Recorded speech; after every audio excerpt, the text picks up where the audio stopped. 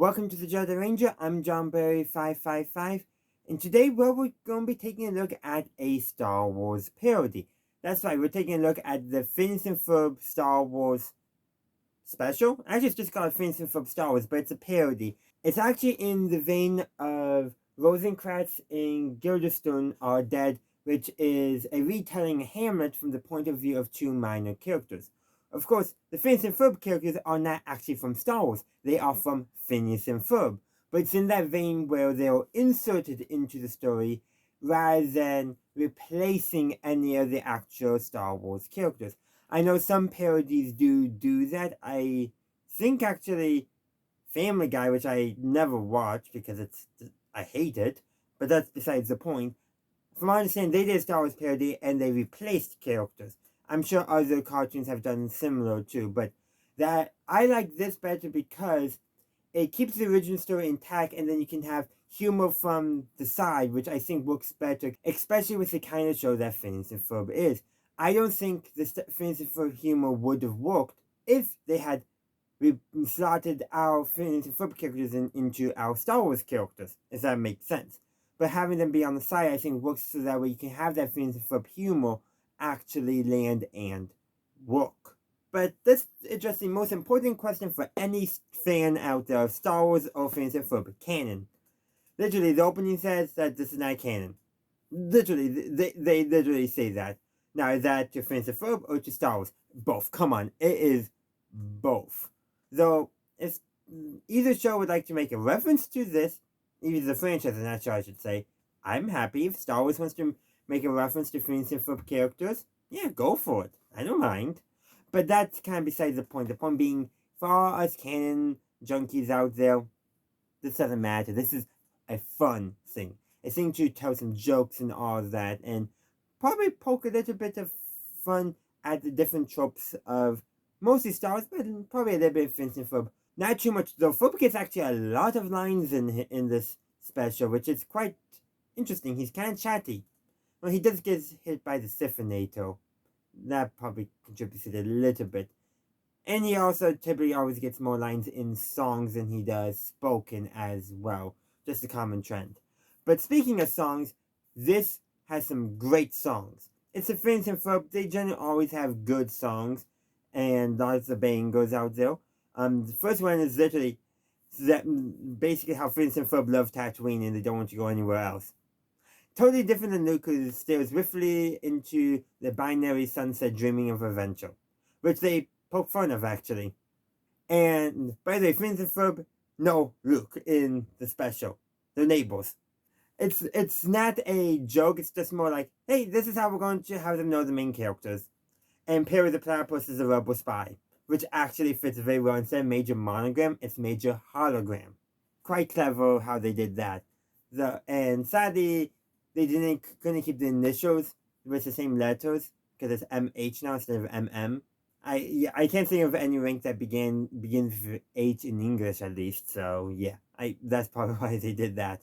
But anyhow, going back to the songs, I want to mention Tatooine, but there's the song which is actually the first song for Candace, Buford, and Baljeet, which is In the Empire. Which, listen to it.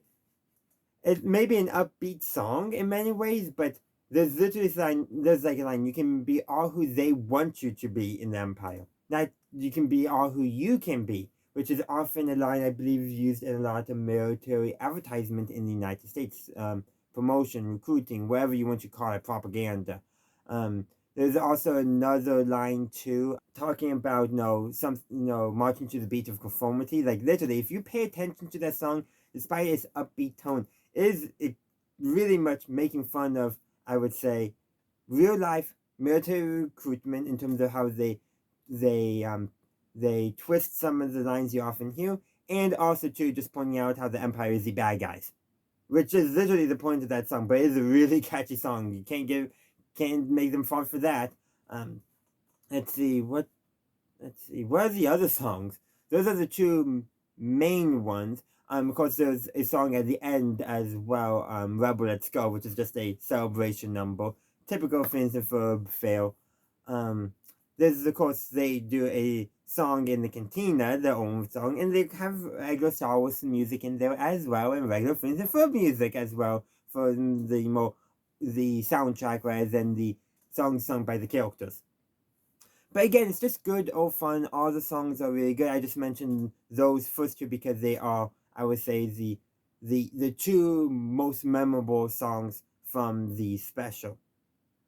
Of course, there's a lot more we can discuss about the special, such as how here in the special it's made clear that Phineas does return Isabella's feelings. Like, they make that actually clear for a change. Phineas is not actually oblivious. It's a parallel universe. What do you expect? But besides that, too, there's also some really clever stuff that in terms of referencing tropes in such a clever way, such as the inexplicably giant floating baby head from Phineas and Ferb. It's just a hologram when they're trying to disguise the Centennial Chihuahua, which is Isabella's ship. It's the Millennium Falcon, Centennial Chihuahua, and she has a Chihuahua, Pinky. Not in the special, though, but in the regular show. So, quite clever how they did that. Quite clever. But, of course, cleverness is not the only thing. It's also making fun of stuff, such as, it looks like it has a self-destruct button. What kind of idiot would design that?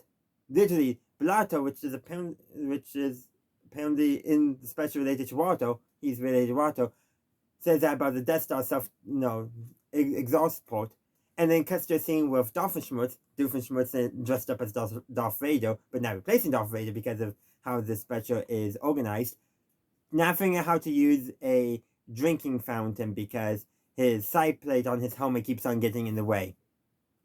But honestly, for Phineas and Ferb parody, of course, make the exhaust port an actual self-destruct port. It makes perfect sense. The Doofenshmirtz only originally designed as a peanut cracker. And then apparently Darth Vader stole it from him. By the way, this would not work in the world of Star Wars after Rogue One, clearly, because Perry is the one who steals the Death Star plans. Doofenshmirtz is the one who designed the Death Star. So yeah, of course. Of course. So it wouldn't work, but does it matter? No, because it's not canon to either. It's a parallel universe to both. Doesn't matter. Doesn't matter. But it's great fun, and that is what actually matters. So, just real quick for you Star Wars fans out there, if the Death Star didn't have an exhaust port, it would explode. It needs somewhere to vent the exhaust, and the fact that a 2-meter wide exhaust port was all that was needed is quite impressive, actually. But that can be its own separate video about the Death Star exhaust port, blah, blah, blah. Instead, let's talk more about this special. This special actually is one of the first times that actually not first time, I think only time that Phineas and Ferb as a franchise has ever acknowledged Phineas and Candace's biological father. And just as he apparently exists at one time. And Candace somehow knew it was going to be Mom that remarried. Even though she, what happened to Dad? It's the only time they've ever acknowledged it. And I feel like Star Wars special is a perfect place for it because of how big of a reveal that Darth Vader was Luke's father. Spoilers, by the way, for a film that came out in 1980. But I will just say, Doof is not Phineas and Candace's father. For one, he only went on one date with Linda and they never saw each other again. In the text. It's not even like, Dan has said that Doof is not the father. Which, by the way, he also said, but we have in-text evidence to show that. But, in this special, they could have done it just for the gag. They could have done it for the gag. And this is the only time I would accept it because of being in the Star Wars special. It's not. I don't think so. Yeah, let's actually go ask Dan that in the Star Wars special for Phineas and Ferb. Is Doof the father then, but not in the remaining franchise? Yeah, let's ask him that. See if he responds. But that's actually kind of besides the point of my video, because I really just want to discuss how much I love the special. It's a Phineas and Ferb, which is already good, but it's also a really good parody.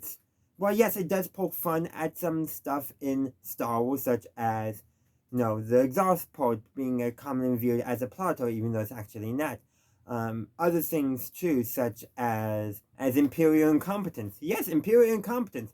Sending stormtroopers to buy socks for Darth Vader instead of letting them catch rebel droids. That seems pretty incompetent.